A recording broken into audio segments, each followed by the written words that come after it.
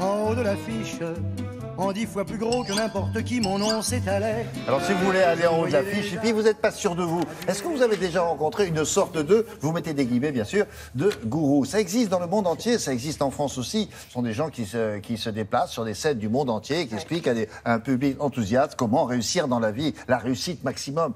Ça vous rappelle quoi? Ça vous rappelle peut-être un film avec Tom Cruise. Oui, hein, Magnolia. Il faisait ça un peu. Oui. Alors lui, comment il s'appelle et qu'est-ce qu'il fait? On va parler, Max Piccinini, comme son nom ne l'indique pas, est français, et il est passé maître dans l'art du développement personnel.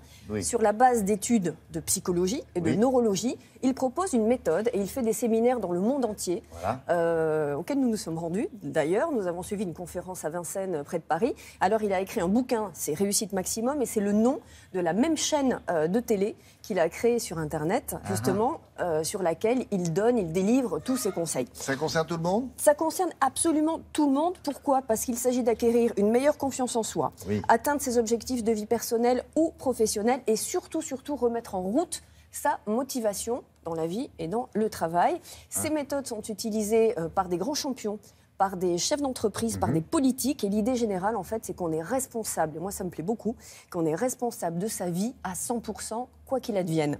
Le secret est de savoir aussi se remettre en question. Alors, je l'ai questionné sur la peur de l'échec, parce que la peur de l'échec concerne pas mal de monde. Donc, nous avons suivi une séance à Vincennes. Bonjour à vous! Bienvenue à vous. Je ne suis pas soucié de ce que les gens pensaient de moi. Une autre qualité de l'être. Ça vous parle, ça? Qu'est-ce que les gens pensent de moi? Vous parlez de la peur d'être jugé.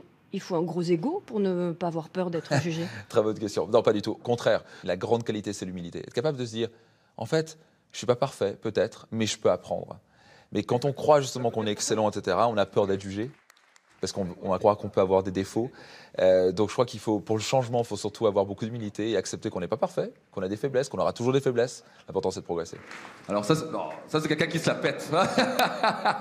Beaucoup de gens ont peur de l'échec. Comment fait-on pour ne pas avoir peur de l'échec? C'est une question de souplesse? Alors, si on a peur de l'échec, c'est souvent exactement la bonne raison pour laquelle on va avoir l'échec. Donc, quelqu'un qui a peur de l'échec, moi j'avais beaucoup ce problème-là, c'était, j'avais peur constamment de ne pas accomplir les choses, de ne pas être aimé, je n'allais pas être, vu ou je ne sais pas trop quoi, être important, me sentir important. Donc, d'un coup, j'ai commencé à plutôt me focaliser sur la contribution. Je commençais à me focaliser sur qu'est-ce que j'allais laisser derrière, je me focalisais sur les rêves que j'allais réaliser, le bonheur que j'allais réaliser. Au lieu de me focaliser sur moi, je me suis focalisé sur les autres. En quoi je peux contribuer, en quoi je peux donner le meilleur de moi-même. Les gens qui ont peur sont focalisés sur eux-mêmes. Les gens qui n'ont pas peur sont focalisés à donner. Donc le focus est totalement différent. Est-ce que vous êtes capable d'avoir un sens dans la vie?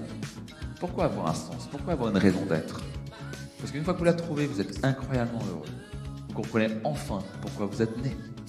Et bizarrement, j'ai fait l'exercice à des milliers de personnes dans mes séminaires.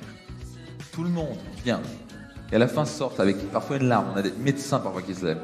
Un chef d'entreprise qui se dit avec une larme, il se dit purée, je vais me rendre compte que je suis passé complètement à côté de la plaque. J'ai passé 30 ans de ma vie à courir après quelque chose qui n'était absolument pas important pour moi. Juste parce qu'on m'a dit tout petit, c'est ça que tu dois faire. Dans mes séminaires, je leur posais une question bien profonde. Qu'est-ce que j'ai envie de laisser derrière moi une fois que je vais quitter cette terre?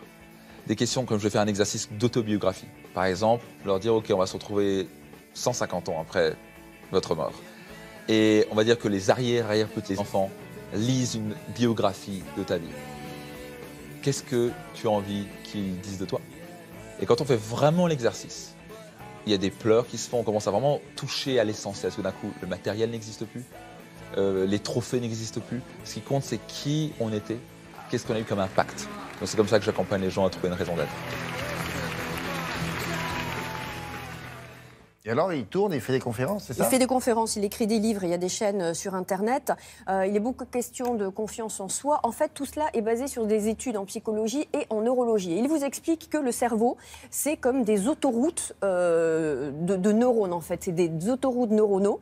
Et il s'agit de répéter des gestes, de se dire des choses pour créer, pour faire des sillons dans le cerveau. De créer de la fluidité sur l'autoroute. Oui, neuronale. Ce sont des autoroutes neuronales. Et en fait, à force d'avoir des comportements, vous établissez des habitudes. Et ce sont ces habitudes, à force de travailler sur vous, qui deviennent complètement banales et quotidiennes, en fait. Donc, c'est de la neurologie, de la psychologie appliquée au grand public. Et ça crée vraiment l'engouement à vous de chez juger. les gens. Donc, merci beaucoup. Piccinini, ça s'appelle.